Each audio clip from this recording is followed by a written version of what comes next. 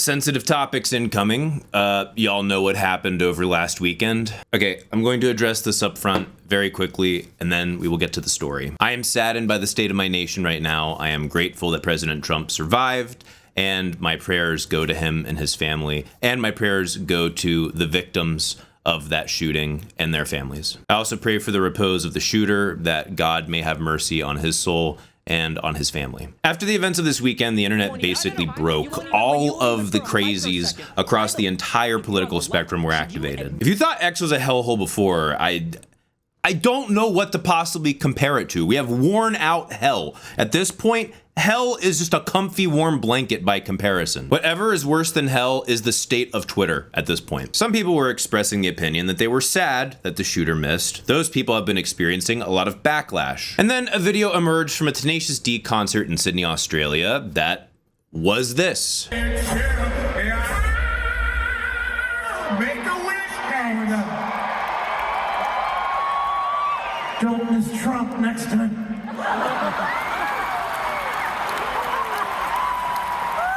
Thank you. We love you, kids.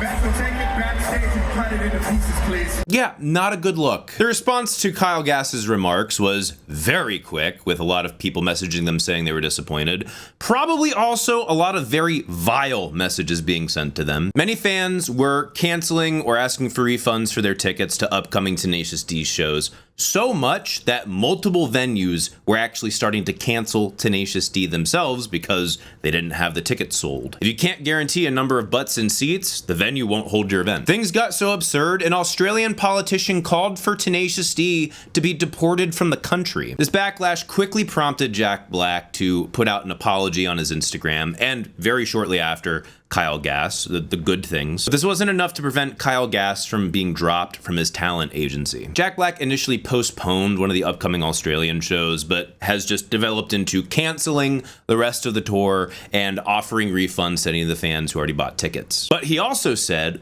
all future creative plans for Tenacious D are on hold. Whoa, seems like a pretty drastic response. Is Jack Black actually considering ending Tenacious D? I mean, that would make me quite sad. They've brought me a lot of joy over the years. I'm sure a lot of fans feel the same. The question becomes, is this backlash proportionate, and have Tenacious D made the correct responses? Well, let's take a look at all the events and evaluate it for ourselves. Well, I'll evaluate it for me, and then you tell me what you think of my evaluation. Well, first we have to determine, was what Kyle Gass said that bad? For the sake of expediting this video, I'm going to assume up front as like a baseline that we all think that 86ing your political opponents is bad. It's wrong, it's evil, don't do it. What Kyle said was obviously meant to be humorous, but before we dissect the comedy of the statement, we should even just look at, is comedy in the aftermath of a tragedy even good at all? There's a lot of schools of thought on this. I will give you my perspective, and let me know if you disagree in the comments. Is humor about a tragedy wrong? Is there such thing as too soon? I think there's definitely a line to be drawn here, but I think that it varies based upon many different circumstances. I am a fan of dark and edgy humor. I have my own personal line of where these circumstances are when it is and isn't okay. And I can also appreciate making light of extremely heavy things, even when they've happened to me. Making light of a situation I don't think necessarily takes away the actual seriousness of the situation or the people involved. I think it can actually be helpful in relieving some anguish that you don't know what else to do with when you're kind of caught in these circumstances. It can be that way. But there is also the factor to consider of being sensitive to people who are in the midst of this trauma. Again, it's about knowing your audience. We do not want to make those who are hurt feel unimportant or insignificant. I don't know that there really is a too soon to making edgy jokes, but it has to be in the right spirit to the right people. But if you remove either of those factors, then just don't. So the timing of what Kyle Gass said was very soon after the tragedy. I think about 24 hours. That's really risky. And there were a lot of people in the audience who laughed when he made that statement, so obviously there's some element of humor to it. But the logic of the humor is also very important here. I mean, yes, it was dark, edgy humor, But what about that statement was actually humorous? A key component of edgy humor is boldness. Surprise is inseparable from humor, and the surprise of edgy humor is the audacity of someone to say something so bold or outlandish. In many cases, part of what makes an edgy joke funny in the first place is the fact that we know the person saying something so horrid doesn't believe that what they're saying is a good thing. Otherwise, it isn't funny, it's just someone being sincere and showing you that they're evil. So then if we think about what Kyle Gass said when he says, "Don't miss Trump next time," do you think that he sincerely means that? Like, if he was a Trump supporter, do you think that he drops this joke? Like, do you think that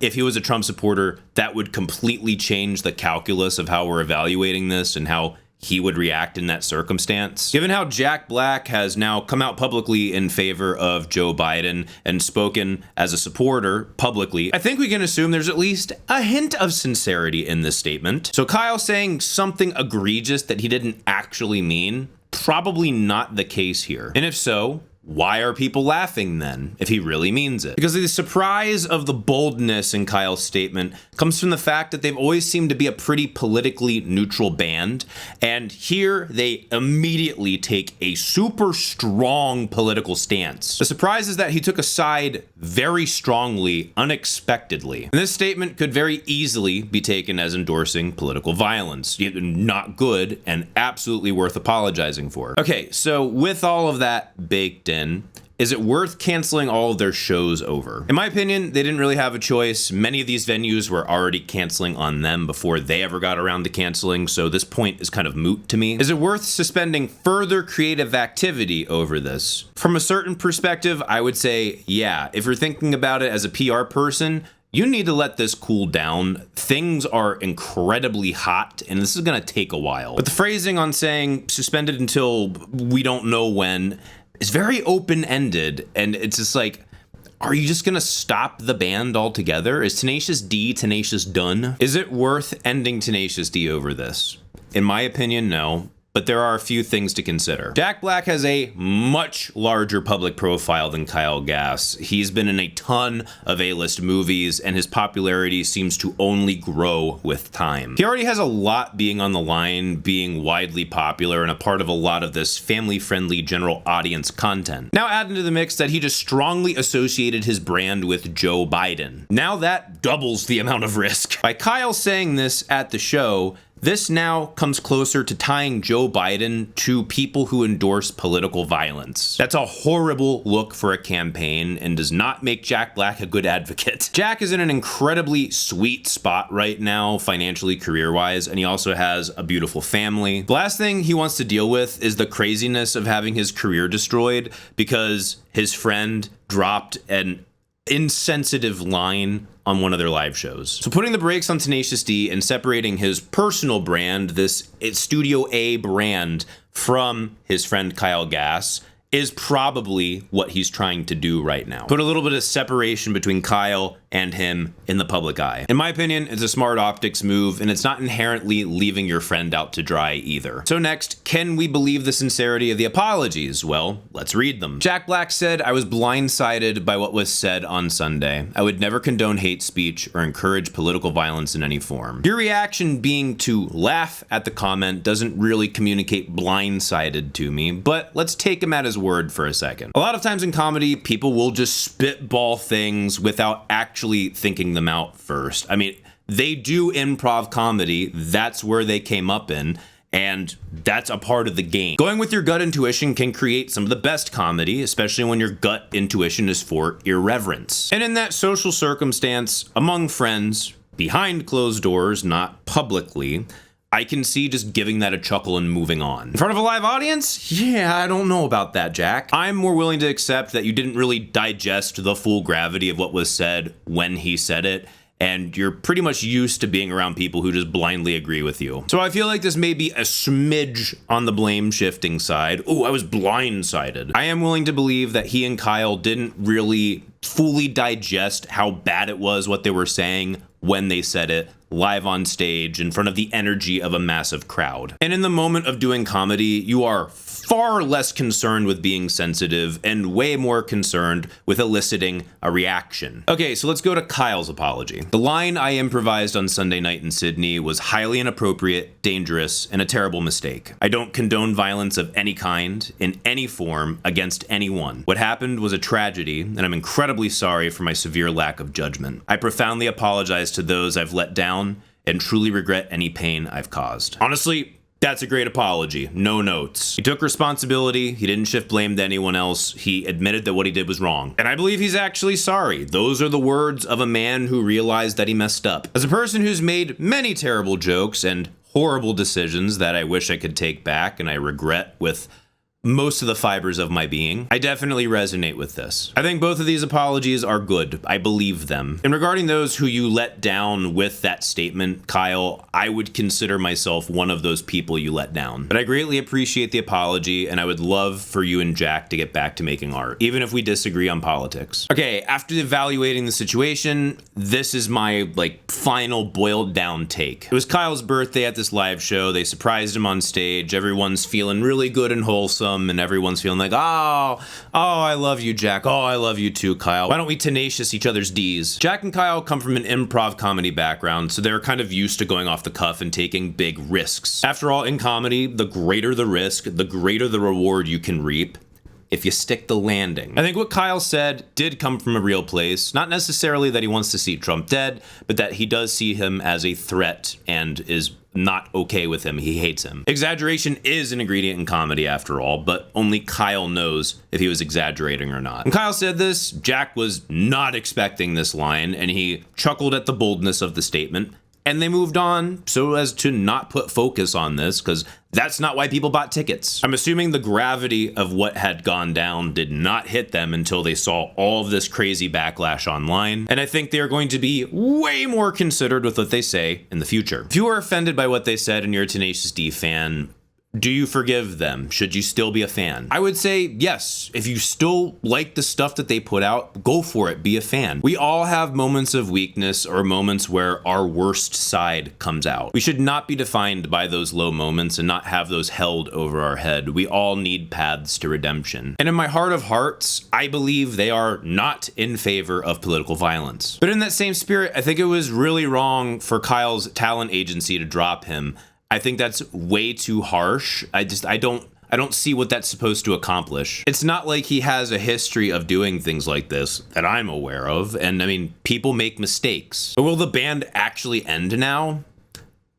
What sucks is it's hard to say. The fact that I can't absolutely say no kinda sucks pretty bad for a Tenacious D fan. Because considering the situation that Jack Black is in with his extremely high profile and the fact that he just moved into politics, I would not be surprised if he dumps Tenacious D. Tenacious D is not a family-friendly brand at all. It is not wholesome. It really is a toss-up to me. I could see this going either way. But if I had to put my money on the table, I would say give it 3 years, 2 to 3 years, and you'll see the Tenacious D guys back together and making new stuff. Anyway, those are my thoughts. I hope that the Tenacious D guys don't get way too much hate. Seeing some of the stuff posted on X has really bothered me, especially just everything going on lately. It seems like all of the worst parts of people are being drawn out of them. It's so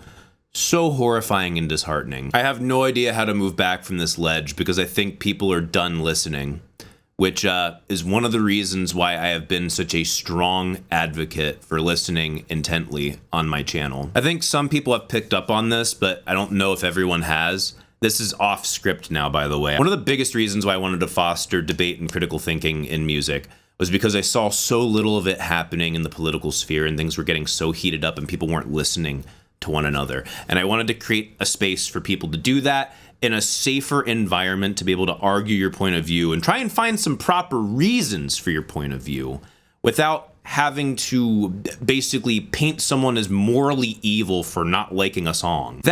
And I wanted to encourage people to listen more closely to music, because listening intently to music does not only translate to music, that translates to everywhere. The skill of listening and being open to receiving a message and trying to dissect it and understand how it was made transcends just music. And that skill seems to be quickly evaporating, just like gasoline to flame. It's gone. It's really disheartening.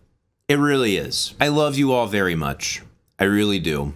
I truly want the best for you, and I hope that you want the best for me. This is probably the closest we're going to come to politics on this channel that I could possibly imagine. I don't really consider this a political video so much as talking about the state of a band that I really like. If you want to support the channel, please subscribe to Night School. It would mean the world to me, and I'll talk to you guys later. Love you. Bye, guys.